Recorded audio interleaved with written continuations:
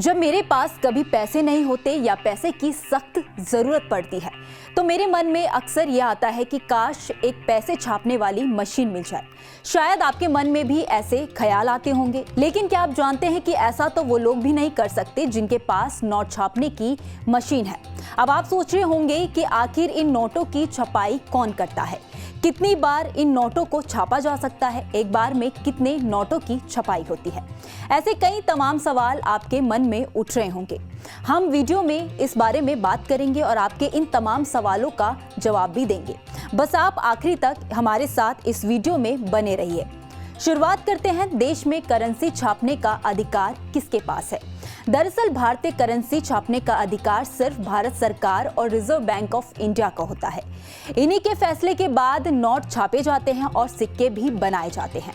भारत में आज नोट छापने के लिए 4 प्रिंटिंग प्रेस है, नासिक, देवास, मैसूर और सालबोनी।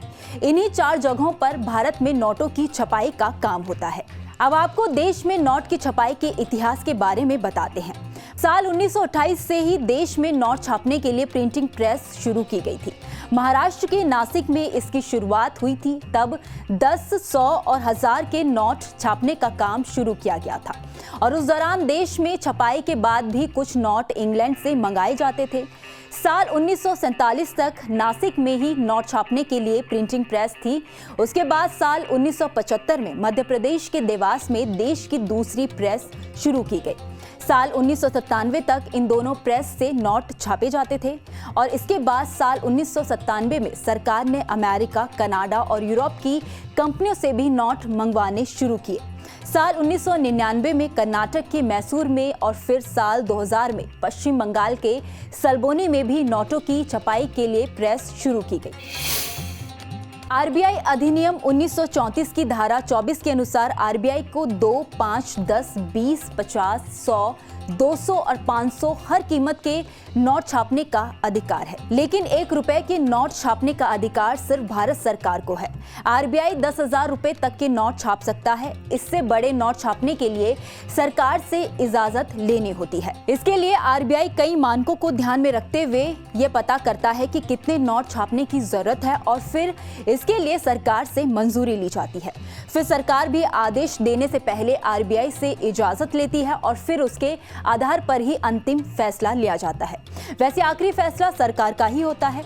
अब आपके मन में सवाल होगा कि जब देश के अंदर नोटों की छपाई होती है, खुद सरकार तय करती है कि कितने नोट छापने हैं, तो सरकार और ज्यादा नोट छापकर गरीबी क्यों दूर नहीं कर देती। दरअसल ऐसा नहीं कर सकती। नोट छापने के लिए कई नियम हैं। भले ही सरकार के पास नोट छापने का अधिकार होता है, लेकिन ऐसा नहीं है कि चाहे जब कितने भी नोट छाप दिए जाए। ऐसा करने से अर्थव्यवस्था गड़बड़ा जाएगी। इससे करेंसी की कीमत बहुत कम हो जाती है और महंगाई भी काफी ज्यादा बढ़ जाती है।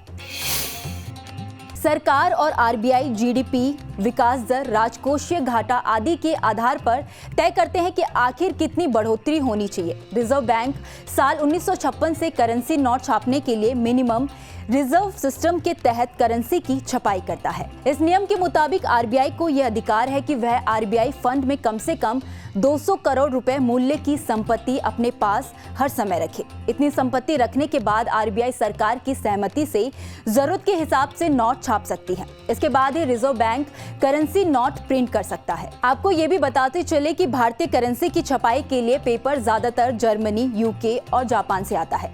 आरबीआई अधिकारियों के मुताबिक भारतीय मुद्रा के 80% नोट विदेश से आने वाले कागज पर ही छपते हैं। इसके अलावा मध्य प्रदेश के होशंगाबाद में सरकार द्वारा संचालित एक सिक्योरिटी पेपर मिल है। यहीं से भारत की सभी 4 प्रेसों के लिए नोट बनने में इस्तेमाल होने वाले विशेष मुद्रा कागज की आपूर्ति की जाती है। वहीं नोटों में लगने वाली स्पेशल स्याही स्विट्जरलैंड की कंपनी सिक्पा से मंगाई जाती है।